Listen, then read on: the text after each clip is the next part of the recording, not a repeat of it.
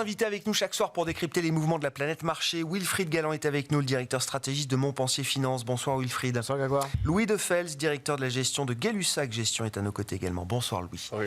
Et François Cabot, économiste zone euro chez AXA IM. Bonsoir François. Bonsoir Grégoire. Bon, repartons peut-être de ce qui a été l'événement vendredi sur les marchés, côté macro bien sûr, François, à savoir le rapport mensuel sur l'emploi américain, rapport explosif, c'est le chiffre le plus suivi de la planète marché, c'est aussi un des chiffres les plus révisés de l'appareil statistique américain. Néanmoins, Jérôme Powell ne voulait pas voir le chômage ou le marché du travail refroidir au-delà des niveaux qui avaient été atteints. On était à 4,2% de taux de chômage, on est retombé à 4,1% de taux de chômage. Visiblement, les vœux de Jérôme Powell ont été exaucés quelques semaines seulement, à peine après sa première baisse de taux de 50 points de base. Oui, alors effectivement, un rapport explosif, vous le mentionniez, sur le nombre de créations d'emplois, le taux de chômage et les salaires qui accélèrent. Donc, une fois n'est pas coutume, sur le rapport emploi, où on a tendance à se focaliser uniquement sur le nombre de créations d'emplois, avec différentes enquêtes qui peuvent être contradictoires, on a eu un message et un seul... assez unanime. Unanime et positif. Donc là-dessus, effectivement, au-delà de la surprise sur l'estimation du mois de septembre, les révisions en la hausse également sur les mois passés. Donc là, effectivement, une bonne surprise, et c'est ce qu'ont bien compris les marchés, avec à la fois effectivement des révisions en la hausse sur les anticipations de taux, donc de moins de baisse, et puis finalement, on sent bien que l'économie américaine se porte bien, et dès lors, voilà, un atterrissage. En tout cas, on sort de la sphère atterrissage en douceur ou récession, et on revient vers atterrissage en douceur ou pas d'atterrissage. Et donc là, effectivement, on sent bien que l'impact est positif là-dessus, ouais. Dans tous les cas, des baisses de taux qui restent prévues au programme. C'est juste que ça permet d'enlever finalement de l'horizon des éventuels 50 points de base. On reste sur 25 qui sont pricés pour l'ensemble de l'horizon. Ça ne remet pas en cause l'idée que la Fed va continuer de baisser les taux, quand bien même avec des pas moins importants que celui du 18 septembre. Exactement, parce que c'était mon point. In fine, malgré toutes ces bonnes nouvelles, on reste en territoire de décélération, mais une décélération sous contrôle et qui reste, a priori, qui donne des bons signaux de vie de l'économie américaine de ce point de vue-là. Qu'est-ce que ça implique pour la Fed demain, mais pour le rythme du cycle global de baisse de taux, et je pense notamment à la Banque Centrale Européenne. Je crois que pour la zone euro, et c'est votre domaine d'analyse, François, vous venez à nouveau de mettre encore à jour votre call Banque Centrale Européenne, c'est ça ? Alors oui, de nouveau à jour, mais on ne l'a pas mis à jour depuis un an parce qu'il avait été juste pendant un an.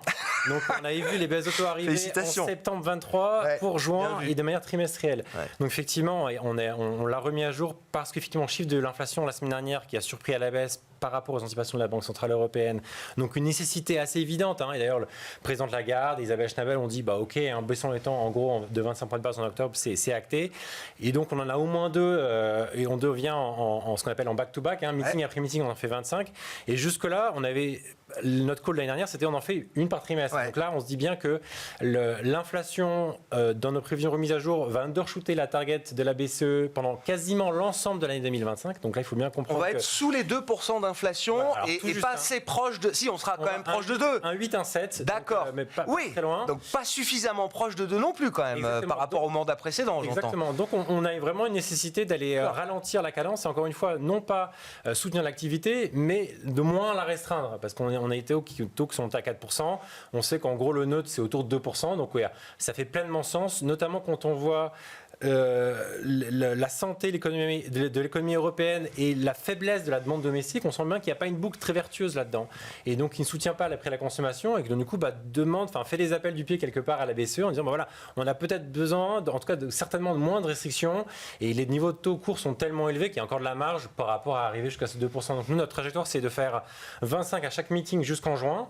On tombe à 2 et avec le risque plutôt d'aller plutôt plus vite, plus bas, plutôt que d'être dans la résistance, effectivement, quand on voit les chiffres de l'économie européenne. Maintenant, il y a quand même deux grosses incertitudes hors de la zone euro sur lesquels il va falloir se réajuster, c'est bien évidemment les élections américaines et quid de la Fed, comment est-ce qu'elle y réagit, est-ce qu'on est effectivement sur un no landing ou pas, et puis effectivement, et ça sera demain, l'économie chinoise, à quelle vitesse repart-elle, sur quel moteur de croissance, et là-dessus ça peut bien évidemment impacter fortement l'horizon la performance économique de la zone euro. Sur le rythme de la Fed post-élection du 5 novembre, oui, ça peut créer un trouble pour la Banque Centrale Européenne, et ou en tout cas pour ce que vous projetez de la trajectoire et du rythme de baisse de taux de la Banque Centrale Européenne. Je ne sais pas, une Fed qui basculerait du scénario de soft landing à un scénario de no landing impliquerait qu'elle n'ait plus besoin forcément de baisser les taux à chaque meeting ou aussi vite que ce qu'elle avait anticipé. Pour la BCE, ça deviendrait un problème.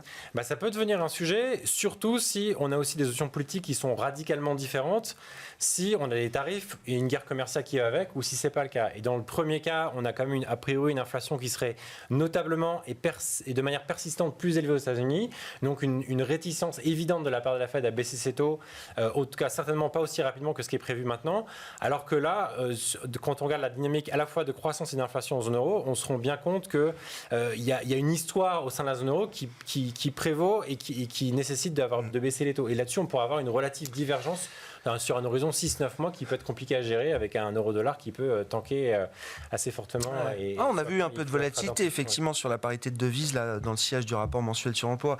Wilfried, c'est toujours un peu la même histoire. On a toujours la peur que la Fed en fasse peut-être un peu trop vite, un peu trop fort. Hein. Structurellement, c'est une banque centrale dovish. Et puis à l'inverse, on se demande toujours si la BCE va être suffisamment rapide dans ses efforts pour venir au taux neutre, en tout cas. J'aime beaucoup la figure de style. On se demande si elle ne va pas être trop prudente. On le sait.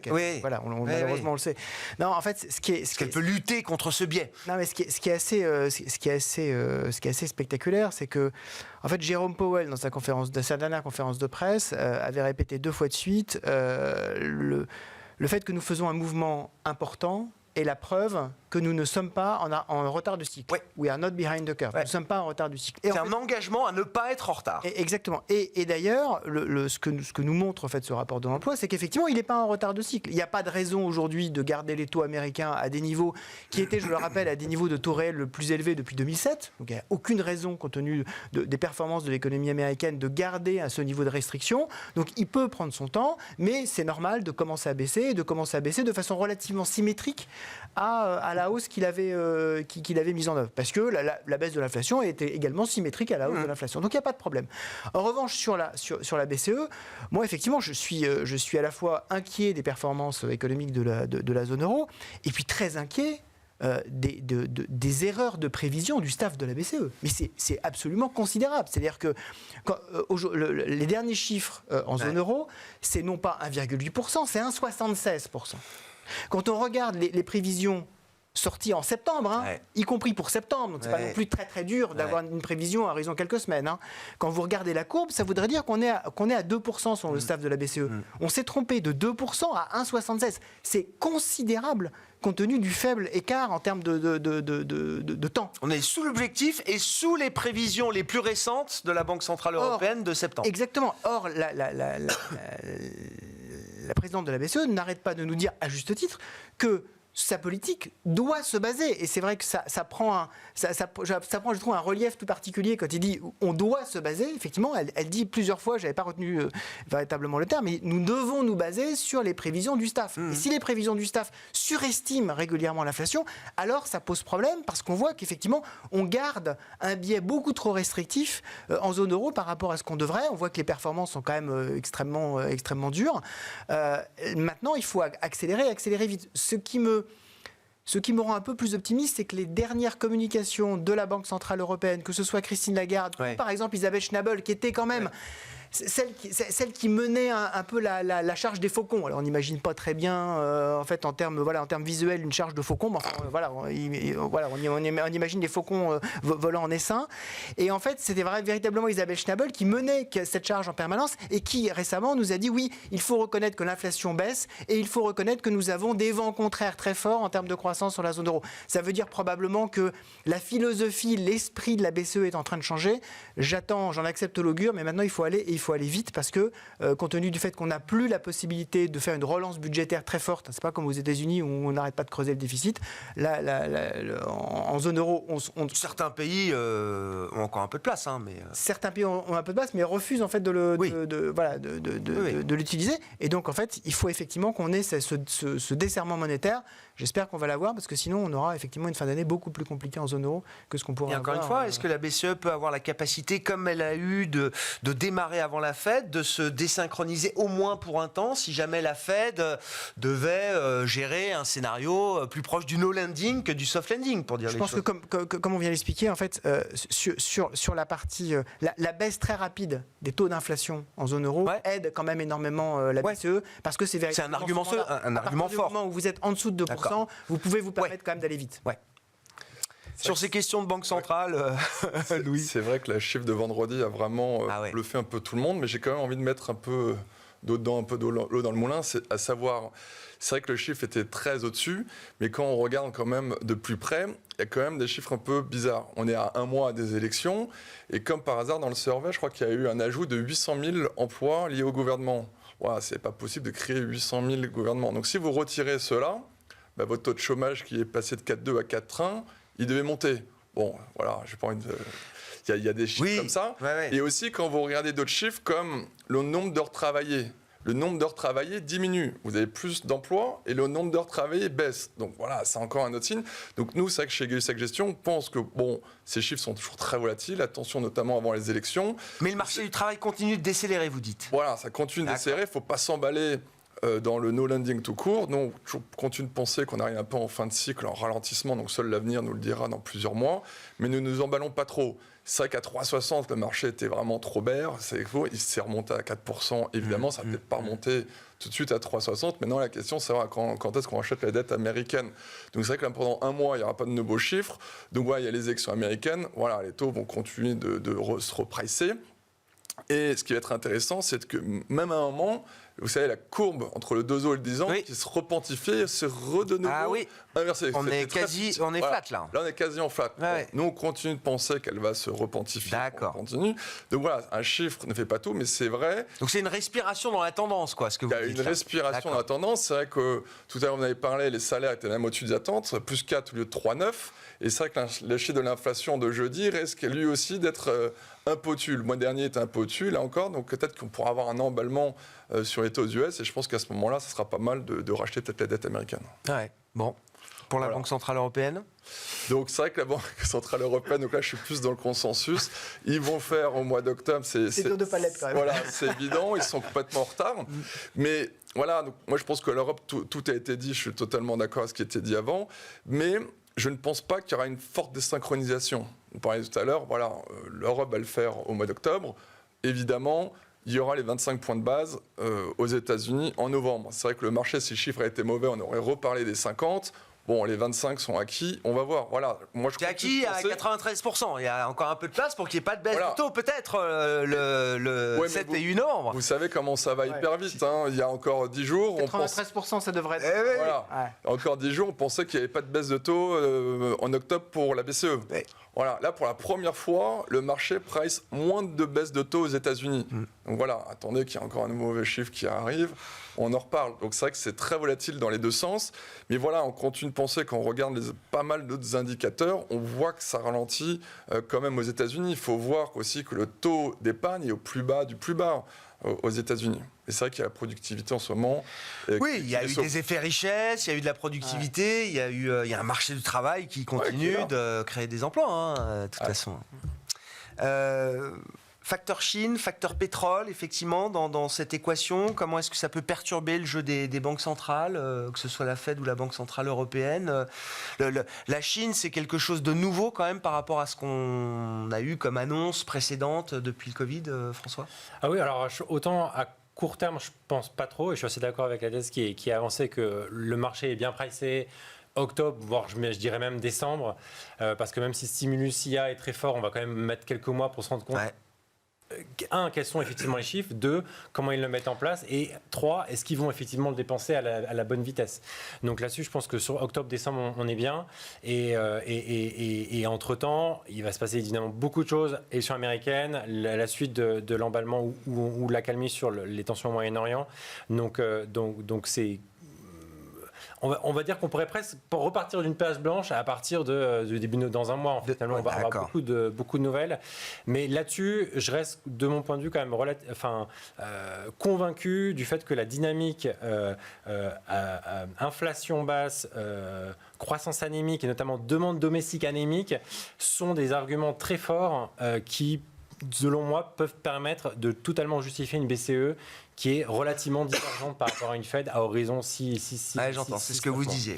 Ouais. Donc là-dessus, effectivement, voilà, il y a beaucoup d'éléments aléatoires qui peuvent arriver là-dessus et jeter un froid, ou en tout cas rebattre les cartes. Il y a quelque chose de solide pour la BCE dans le cas de baisse de taux devant nous rapide. Quoi. Exactement, mais pour répondre plus précisément à votre question, sur l'aspect Chine, il y a quand même un élément très fortement changeant par rapport à ces 15 dernières années, c'est que la courroie de transmission de l'économie chinoise sur un plan de relance, pour l'Europe, c'est l'Allemagne.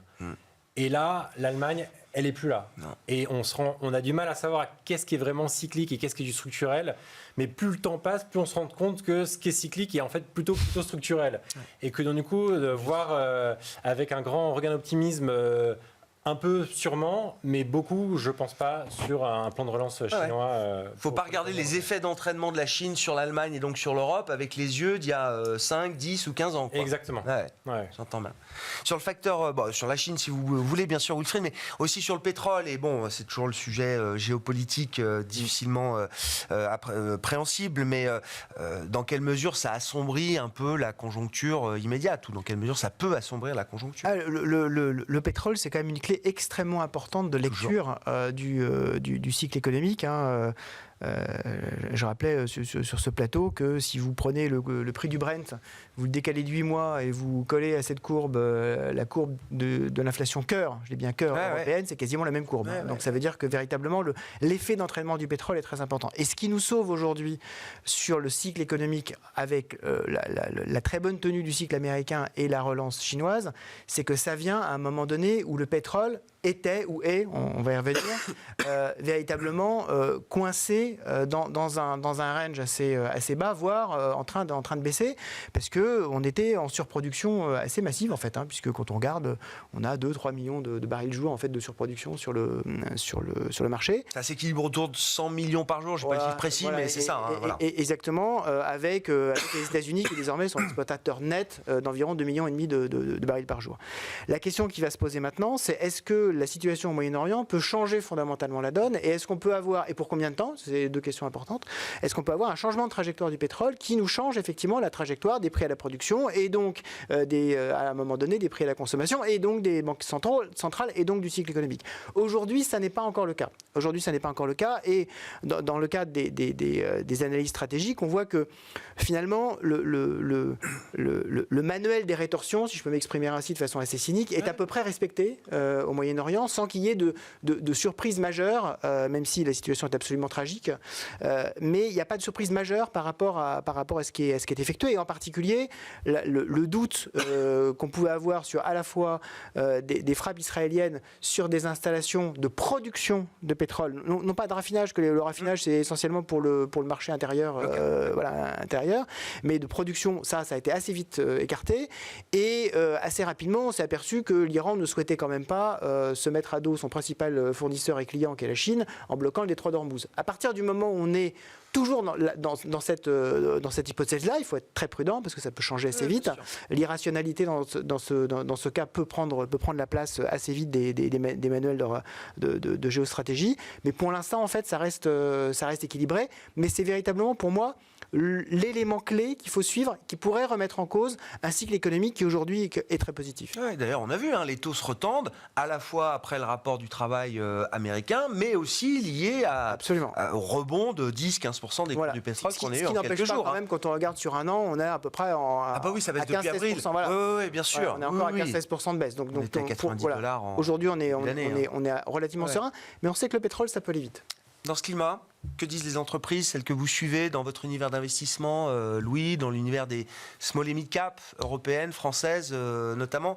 Alors c'est toujours intéressant, elles publient un peu plus tard que les larges, je crois, donc il y avait encore des publications d'entreprises là jusqu'à il n'y a pas très longtemps dans cet univers d'investissement. Oui, il y a même encore des publications jeudi, Voyageurs du Monde, Groupe Pilet, encore un peu plus tard. C'est vrai que c'est assez intéressant parce que dans le cycle économique, en tout cas pour les petites sociétés dans lesquelles nous sommes pas mal investis chez Gay-Lussac Gestion, c'est plus des sociétés locales, on va dire, qui n'ont pas forcément bénéficié depuis 2 ans du boom de l'intelligence artificielle, de l'obésité et même du luxe, mais qui souffrent en ce moment. Donc c'est vraiment des valeurs qui, je l'espère, et qui devraient bénéficier le plus des baisses de taux d'intérêt. Mais il faut savoir que depuis la guerre en Ukraine-Russie, c'est des valeurs qui ont fortement souffert de leur montée des taux et surtout de la dérivée seconde. C'est vraiment leurs clients qui ont beaucoup souffert. Et dans le même temps, des large caps qui coupaient vraiment les investissements et donc des small caps qui en souffraient. Aujourd'hui, après quasiment plus d'un an de baisse de bénéfices par action et aussi donc de baisse de bénéfices par action, on sent que le point bas, je parle en termes de momentum de bénéfices par action, a peut-être touché son point bas. Parce qu'il faut savoir que ça fait déjà un an, il y a un an, elles avaient toutes fait des profit warnings, ça fait déjà plus d'un an et demi que leurs bénéfices par action sont en train de baisser. Et là, pour beaucoup, bon, certes, il y a un effet de base qui va être beaucoup plus favorable pour le troisième et quatrième trimestre, mais comme on dit, un effet de base, ça ne fait pas tout. Néanmoins, quels que soient un peu les différents secteurs, on sent que le point bas est derrière nous. Vous prenez le secteur, par exemple, de la construction, qui prend les négoces de matériaux, on sent que le S1 était catastrophique. Voilà, vous prenez des sociétés comme SAMC ou par Point P, vous savez, qui est 5%. Le premier semestre, catastrophique, vraiment, forte à la fois des volumes et des prix qui baissent. Vous prenez aussi des sociétés comme Thermador, qui sont des grossistes distributeurs pour les industriels, pour le bricolage, tout ça. Pareil, forte baisse. Et toutes ces sociétés vont nous dire, bon, on va faire un T3, T4, toujours en décroissance, mais en moindre décroissance que le troisième semestre. Et 2025, la vraie question, c'est quelle va être la croissance ? C'est pas mal de ces sociétés qui avaient peut-être fait trop de croissance post-Covid, qui avaient fait du 6, 8, 10% de croissance, sachant qu'avec un PIB à moins de 1%, normalement, c'est pas soutenable. Donc là, tous nous dites, maintenant, la question, c'est, ça a fortement chuté, mais ça ne va pas rebondir aussi fort qu'en 2008, qu'en 2009. Parce que tout avait chuté, c'était reparti comme en V. Là, ça a plutôt chuté, ça a corrigé les excès du Covid, ça devrait remonter doucement, plutôt de 3% de croissance organique. Vous prenez le secteur de la logistique, c'était un peu pareil, ça fait... On aime bien parler souvent de Steph, par exemple, depuis la guerre en Covid, c'est chaque mois consécutif, il y a des baisses de volume de tonnage livré. Heureusement, il y avait des effets prix qui ont compensé. Voilà, vous prenez également un secteur qu'on aime beaucoup, le service informatique, les ESN. C'est depuis le T2 de l'année dernière que leur chiffre d'affaires commence à se contracter. Cet été, pour la première fois, on nous a dit... Ça va un peu mieux. Un grand donneur d'ordre, c'est les banques. Ça fait 18 mois que les banques avaient coupé. Ça commence à revenir. Donc, bon, est-ce que ça va être pérenne ? À quel niveau ça va repartir ? Voilà. Donc, beaucoup de secteurs, on a l'impression que c'est derrière nous. Donc voilà, on croise les doigts. Mais on était encore dans les... Ce qu'il faut bien comprendre, c'est que pour nombre de ces entreprises, on était encore dans les effets Covid ou post-Covid, de stop and go, de boom and bust, etc. Enfin, il y avait encore ces effets-là jusqu'à il y a quelques trimestres dans l'activité de ces entreprises. Alors pour certaines, oui, c'était post-Covid. D'autres, les ESN, c'est vrai qu'il y a eu un peu un excès d'investissement post-Covid. Dans un sens ou dans l'autre, oui, j'entends. Mais même, vous prenez la consommation, clairement, on voit, voilà, clairement, avec la baisse des taux et surtout la baisse de l'inflation en Europe, ça devrait redonner du pouvoir d'achat au réel aux consommateurs. Et pour l'instant, on ne le voit pas encore. Pour l'instant, qu'est-ce que fait l'Européen ? Il épargne. Mais bon, normalement, souvent, on dit qu'il épargne et que 6-9 mois après, quand il le sent vraiment, il se remet à consommer. Donc pour le moment, il faudrait avoir un choc de confiance. Mais c'est vrai que le problème, en tout cas en France, vous connaissez tous les problèmes politiques, c'est vrai qu'aujourd'hui, la confiance manque. Mais c'est pour ça qu'on reste vraiment confiant, parce que le taux d'épargne est quand même hyper élevé en Europe. Et on espère que voilà, cette confiance va revenir. Et on espère vraiment que cette troisième baisse de taux en octobre va vraiment faire du bien à ce tissu que sont les small caps. Quelles hypothèses vous faites justement sur l'épargne en Europe, en France, dans vos exercices de prévision, François ? Meilleur que les prévisions de la BCE, je précise. On a plus de 15 points de taux d'épargne, c'est ça, en zone euro, en Europe, exactement. C'est ça, hein, ça continue de monter. Hein. Et ça compte modérément, mais ça continue de monter, effectivement. Donc on a manifestement complètement changé de comportement pré-post-Covid. On se retrouvait en zone euro à un taux d'épargne qui tournait entre 12 et 12,5. On est là au-dessus de 15 et en phase ascendante. Alors même que la confiance des ménages dans les perspectives économiques se normalise, revient vers des niveaux encore loin de normaux, mais en tout cas par rapport au trou de la guerre en Ukraine, on revient haut. Nous, notre hypothèse de base, c'est qu'on reste haut quand même, et qui nourrit effectivement une demande domestique au ralenti. On a effectivement des incertitudes politiques en France, en Allemagne, qui sont quand même les deux grosses locaux de la croissance européenne, qui ne vont pas bien et qui ne vont pas aller beaucoup mieux dans les trimestres à venir. On a des taux quand même encore réels qui vont rester positifs. Donc là-dessus, l'attractivité de l'épargne sur les taux va rester là. Et donc là-dessus, c'est vrai que il y a aussi la correction de l'histoire passée, c'est-à-dire qu'on a vu ce choc Covid notre vie est revenue normale, mais on a des taux d'épargne qui sont pas du tout corrigés à la suite de ça. Donc on a envie de se dire, on a passé un peu notre temps à se dire voilà, le taux d'épargne va finir par se normaliser parce que c'est ce que le modèle dit, on revient vers la norme. Là, plus les trimestres se passent, plus on se dit en fait... ça devient structurel. Je reprends votre image tout à l'heure, c'est du conjoncturel qui dure au point de devenir structurel ça peut devenir un peu structurel. La problématique, c'est extrêmement difficile de faire entrer dans une équation parce que du coup, on n'a pas beaucoup de données, mais le sentiment qu'on a, c'est que les éléments delta qui peuvent permettre... Pourquoi est-ce que le taux d'épargne monterait dans ces derniers trimestres alors que l'inflation baisse? On va dire au contraire, voilà, le gros du choc est derrière nous, l'inflation baisse, on a un gain de pouvoir d'achat, on y va. Et le fait est que ce n'est pas le cas. Et donc, du coup, on essaie un peu de réintrogénérer ça et de se dire, très clairement, la solution n'est pas là, elle est probablement autre part. Est-ce qu'elle est dans l'histoire politique? Peut-être. Est-ce qu'elle est dans la géopolitique? Plus largement aussi. Est-ce qu'elle est dans les taux? Pourquoi pas? Donc voilà, on a un nombre de paramètres. On essaie de voir qu'est-ce qui peut être le déclencheur, mais très clairement, à court terme, de se dire qu'on peut avoir comme... Au même titre de ce que la BCE attend, une reprise forte de la consommation parce que le taux d'épargne baisse, de manière explicite parce qu'elle est suffisamment généreuse aujourd'hui pour nous donner ces hypothèses de taux d'épargne, très clairement, ce n'est pas le cas. Ouais. Sur l'histoire politique, peut-être justement, si c'est une entrave au déploiement de l'épargne en zone euro aujourd'hui, qu'est-ce que vous dites de la situation aujourd'hui? Alors, c'est vrai que pour l'instant, on n'a que des hypothèses ou des pistes. Une tentation fiscale, évidemment, en France, mais pas que, je le rappelle aussi, Wilfried. Est-ce qu'un pays comme la France, aujourd'hui, parle correctement à ses créanciers? Est-ce qu'un créancier qui connaît la France, qui comprend la France, est-ce qu'il a l'impression qu'on lui envoie un message correct? Alors, on lui envoie un message correct, mais si je veux faire l'analogie avec le monde de la gestion d'actifs, l'analyste crédit sur la France est relativement serein, l'analyste action sur la France est inquiet. Ouais. Et je pense qu'à moyen terme, le problème de cette divergence, il est là. C'est-à-dire que effectivement, la France sait lever l'impôt. On est même quasiment les champions du monde des capacités et de l'inventivité fiscale.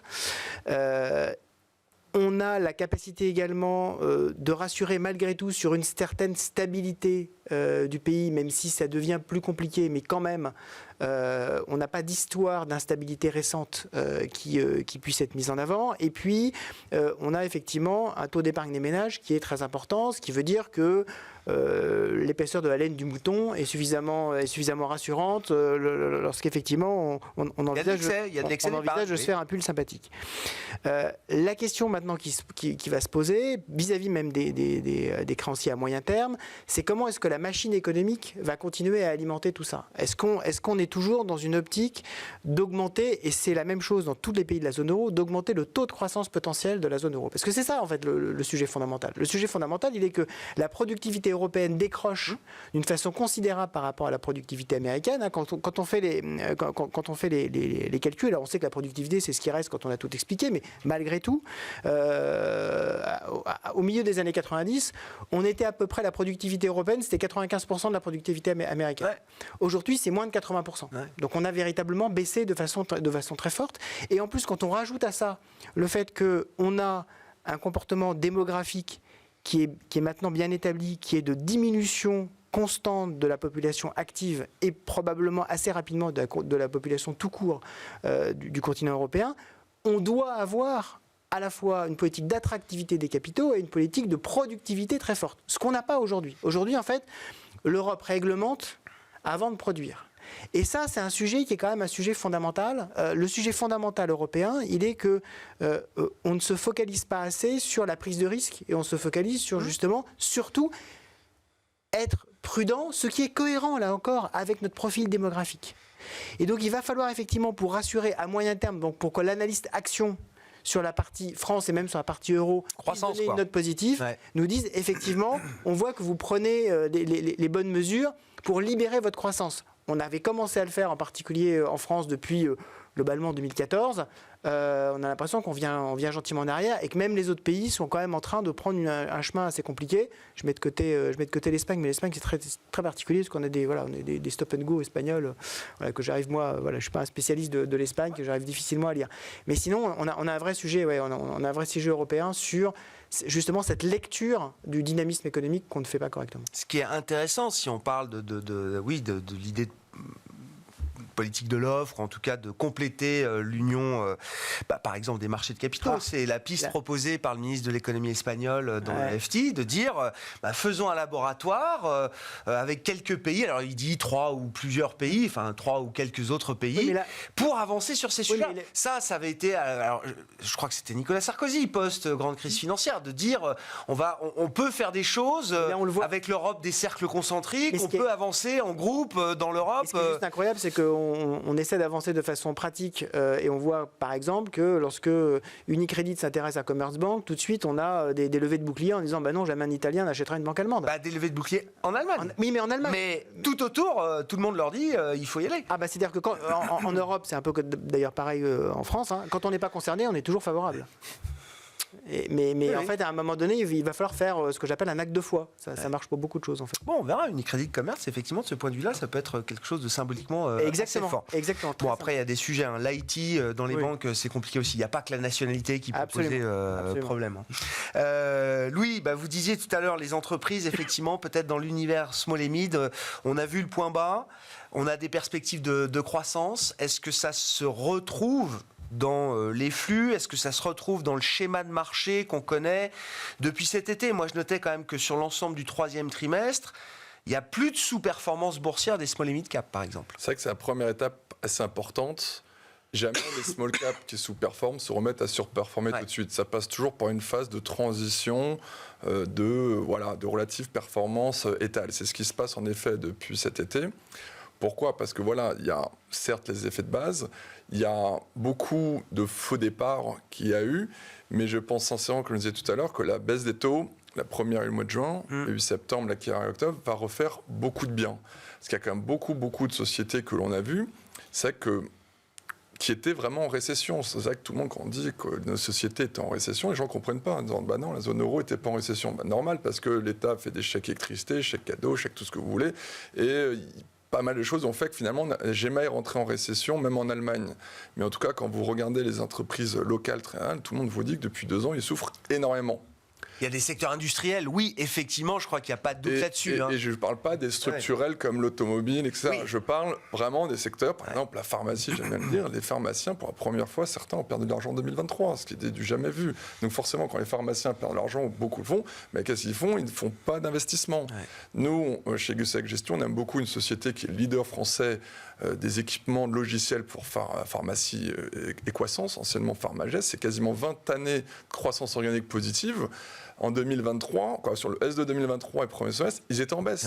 C'était du jamais vu. Là, ils ont confirmé que le point bas était là. Ce que j'aime beaucoup dans cette société, c'est que c'est beaucoup de sociétés qui n'investissaient pas, maintenant qu'ils ont vu que les taux s'étaient stabilisés, même baissés, se remettent à investir. Clairement, ils remettent à investir. Donc là, ils ont creusé un peu il y a eu un petit pincement de marche au premier semestre, mais ils disent, ça y est, 2025, ça repart, 2026, et ils attendent 10% minimum de croissance organique pour 25-26. Donc c'est pour montrer, certes, il y a eu des pauses, et ça repart. On aime bien aussi le secteur de l'immobilier. Vous prenez le leader français Hexaome, l'ancien Maison France Confort. Depuis 1 an, c'est quasiment moins 30, moins 40% de commandes. C'est pour ça que vous avez vu, il n'y a jamais eu d'aussi faible mise en chantier et de commandes dans l'immobilier neuf. Pire qu'en 2008. Et là, depuis cet été, depuis que les premières baisses de taux se font sentir, de nouveau, le carnet de commandes est revenu flat. Ça se dégrippe tout de suite. Dans des secteurs très sensibles comme ça, au niveau des taux, ça peut se dégripper assez vite quand même. Ça se dégrippe parce que, normal, le primo-accédant n'était plus là depuis 1 an. Il est en train de revenir. Et on avait vu, vous allez voir même dans les transactions immobilières, avec, pour la première fois depuis longtemps, les prix baissent et les taux baissent, ce qui est extrêmement rare. Normalement, quand les taux baissent, les prix montent, ce qui était plutôt assez sain. Donc voilà, il y a plein de secteurs, j'en ai parlé tout à l'heure. Nous aussi, on revient assez positif sur l'immobilier. Même l'immobilier de bureau, en tout cas dans le cœur de Paris, ça s'est stabilisé. Ça va repartir. Les baisses de taux, voilà, pour ces économies plus locales, on va vraiment le ressentir. Parce que c'est vrai que depuis 2 ans, on a vu les marchés méga cap monter, mais c'était des poignées d'actions sur des thématiques bien ciblées. Bien sûr. Et voilà, il ne faut pas oublier que les large caps sont pas moins immunes que les small caps. C'est vrai que ça fait 2 ans que les small caps souffrent, mais regardez ce qui se passe sur le luxe. Et c'est peut-être pas forcément fini. Les révisions à la baisse sont plutôt devant nous sur pas mal de sociétés large cap. On attend 15% sur le secteur du luxe en 2025, croissance bénéficiaire. Partant de 0 cette année. Voilà, donc ça va être, on verra. Ça va être beaucoup c'est ambitieux. Oui. Et au moins, ce qui est bien, c'est qu'on attend plus grand-chose pour les small. Je pense sincèrement, voilà, on a parlé de différents secteurs, ça devrait faire du bien. Ouais. Bon, on va suivre ça, effectivement.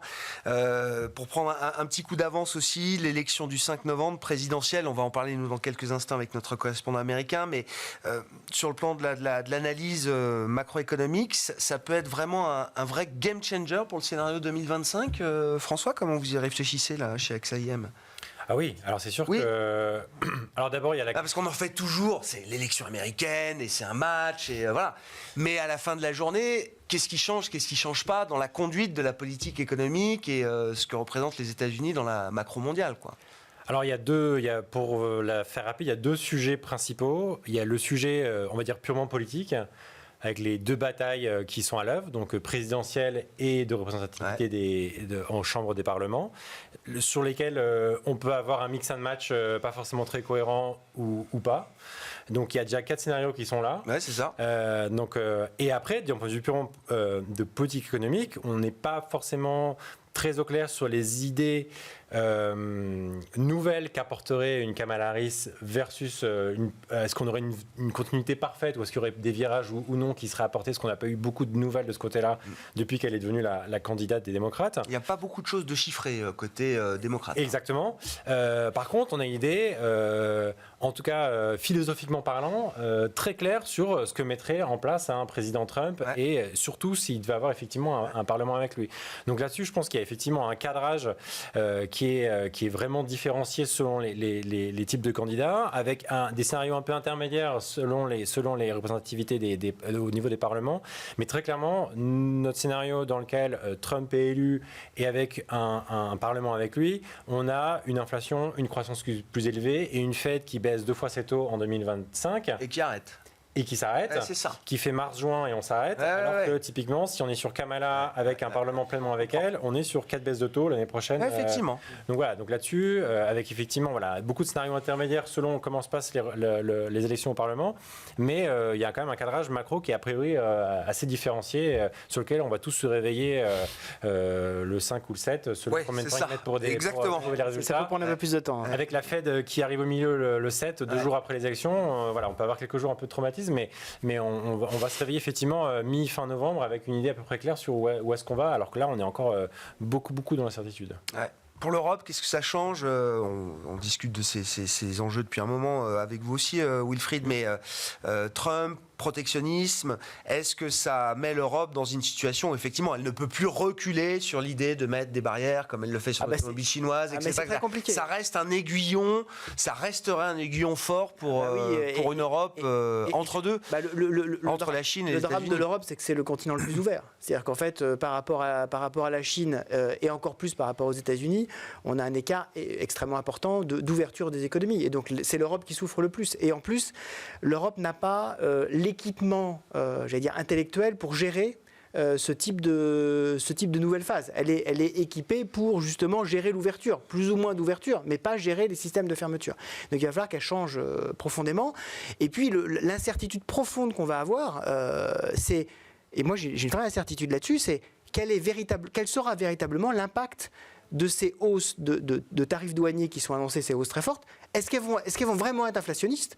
Dans l'histoire, on a eu des hausses de tarifs qui ont été déflationnistes. Parce qu'en fait, ça agit sur l'économie comme une hausse d'impôts. Et quand vous augmentez massivement les impôts, en fait, vous diminuez la demande intérieure. C'est ce qui s'est passé. Ça détruit la demande, quoi. C'est ce qui s'est passé lors de la dernière hausse de taux de Donald Trump. En 2018, en fait, la tendance inflationniste a baissé. Il y a eu d'autres choses qui étaient à l'œuvre à l'époque. Le prix des machines à laver, il a quand même bien monté. Le prix le prix des machines à laver. Donc, si effectivement vous focalisez sur un certain nombre de types de biens, vous dites pas de problème, c'est inflationniste. Sur l'ensemble de l'économie, ça a été plutôt déflationniste. Et donc, il n'est pas du tout impossible, quand vous regardez ce qui s'est passé dans les années 30, vous avez multiplié les tarifs par 3 ou 5 en fonction des pays, ça a été profondément déflationniste. Donc on ne sait pas quel va être l'impact, quelle va être la réaction globale d'une économie qui a déjà été boostée énormément. Donc là, je trouve que l'incertitude, c'est non seulement une incertitude politique, mais sur les conséquences d'une politique économique sur lesquelles on a de la visibilité, mais pas du tout sur les conséquences. Ce sera important pour l'Europe aussi, cette élection américaine, enfin pour le marché européen. Louis, il est serein, lui, là, c'est small cap. Ouais, après, au niveau action, parce que c'est vrai que nous, on est principalement sur la classe actif action, nous, on pense que ça ne fera pas beaucoup. Ça peut se faire des arbitrages très rapidement, mais très vite, 2 semaines après l'élection, tout s'est arbitré. Je pense qu'on va toujours dire que c'est vraiment des papiers pour les brokers. Ça permet de faire des scénarios. Ouais, c'était un peu ça, le mais sens de c'est ma vrai question. On regarde ça vraiment de loin. D'accord. Et c'est vrai que, voilà, maintenant, à un moment, quand Trump était quasiment seul, quand le président Biden était encore là, tout de suite, on avait vu le call, le remontée des taux. Les Trump trades se mettaient en place. Bon, c'est vrai que nous, ça n'a pas beaucoup d'impact. C'est vrai que nous, on a déjà tellement à faire en zone euro et particulièrement souvent en France. C'est pour ça qu'il y aura beaucoup plus d'intérêt. Voilà, on voit encore là, quand le Premier ministre Barnier parle encore de taxes sur les sociétés qui font plus d'1 milliard de chiffre d'affaires. Malheureusement, même des small caps ont pour certaines plus d'1 milliard de chiffre d'affaires. Sont pénalisés. Voilà, sont pénalisés, pour pas mal et ont perdu, notamment les valeurs dans l'intérim, par exemple comme CRIT, qui fait plus d'1 milliard de chiffre d'affaires, a perdu X%. La piste de taxation des billets d'avion, etc. Enfin, à chaque fois, le marché réagit quand même à chaque nouvelle idée, on est beaucoup nouvelle tentation. Focalisé là-dessus. C'est vrai que des sociétés comme Vinci et Eiffage viennent se faire de nouveau massacrer. Là, bon, au moins, c'est des points d'entrée intéressants pour ceux qui n'en ont pas. Mais c'est vrai que c'est un peu pénible de se reprendre des coups comme ça sur la tête tout le temps en France, quoi. Comme vous dites, c'est toujours un peu la même histoire, quoi. De ce point de vue-là, c'est toujours les mêmes secteurs, toujours les mêmes histoires. De ce point de vue-là, on n'a pas révolutionné la roue fiscale, en tout cas. Merci beaucoup, messieurs. Merci d'avoir été les invités. Et la roue est un instrument de torture bien connu de l'histoire, absolument. La roue fiscale, encore pire. Merci, messieurs, d'avoir été les invités de Planète Marché. Wilfried Galland, Montpensier Finance, François Cabot, AXA IM et Louis Defels, Gay-Lussac Gestion.